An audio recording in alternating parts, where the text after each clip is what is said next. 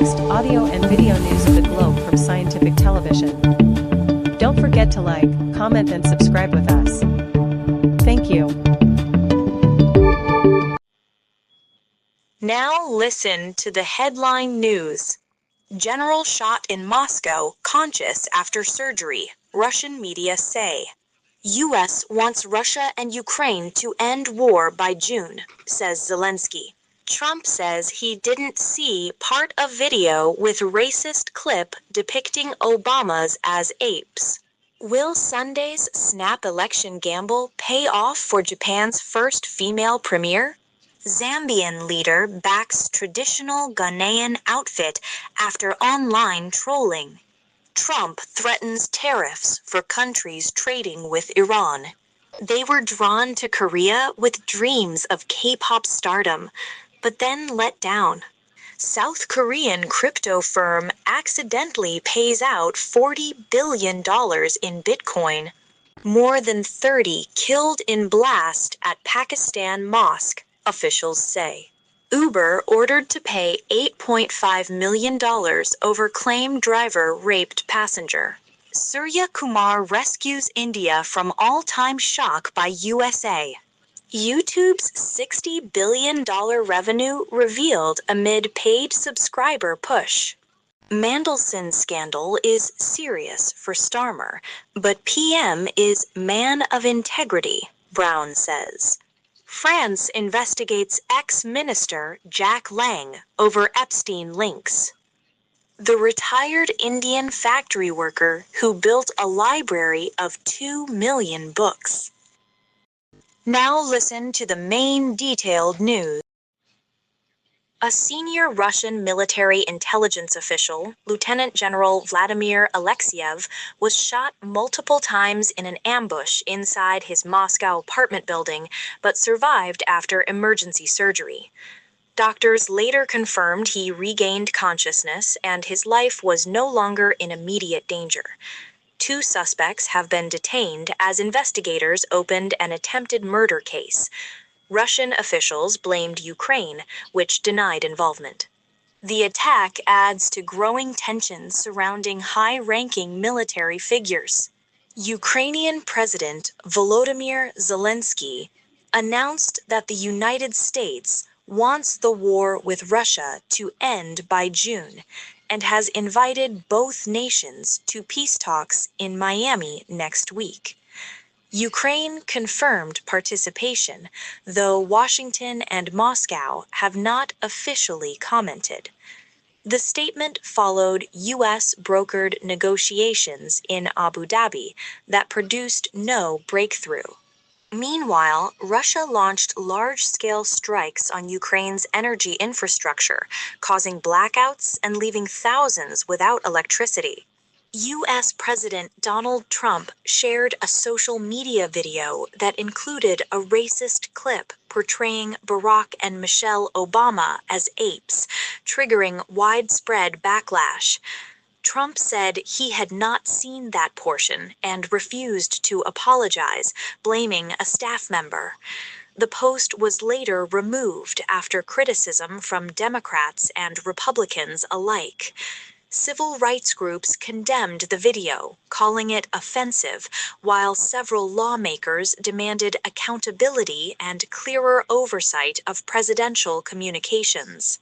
Japan is holding a snap general election, with Prime Minister Sanae Takaichi seeking a strong mandate for the ruling Liberal Democratic Party. Her personal popularity, high approval ratings, and energetic public image have energized supporters, especially younger voters. Despite criticism over timing, polls suggest the LDP may regain a majority. Key campaign themes include national defense, diplomacy, and economic anxiety, as voters weigh leadership style against lingering concerns about inflation and political stability nationwide. A cultural debate erupted after Ghana's president visited Zambia wearing a traditional fugu outfit, which some Zambians mocked online by calling it a blouse.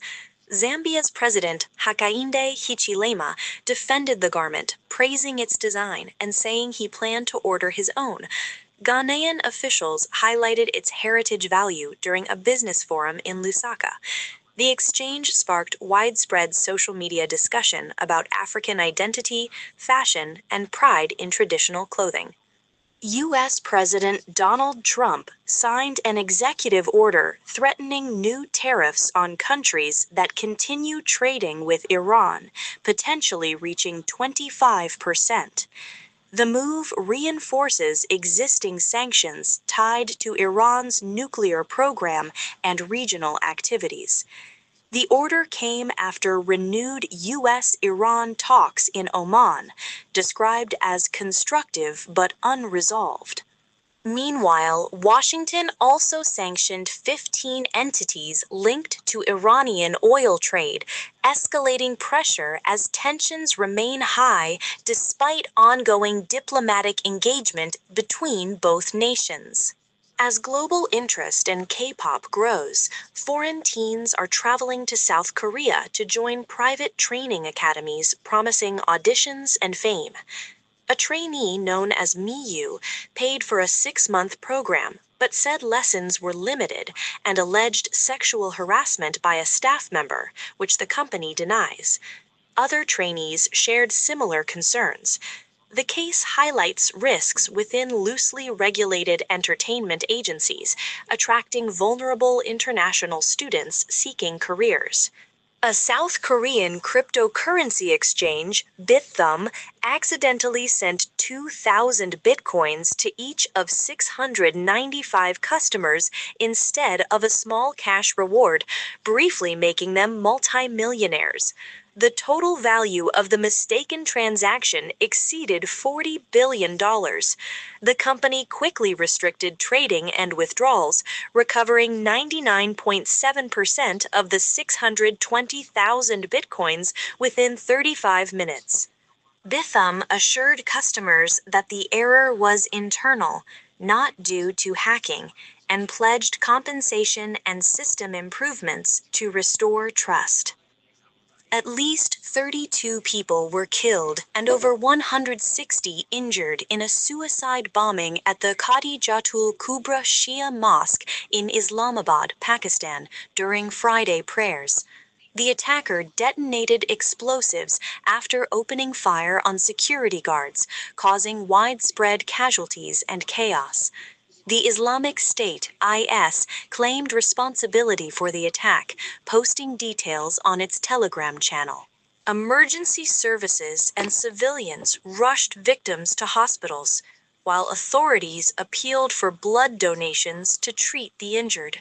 A U.S. court in Arizona has ordered Uber to pay $8.5 million, £6.2 million, to Jaylynn Dean, who said she was raped by an Uber driver in 2023 while traveling to her hotel.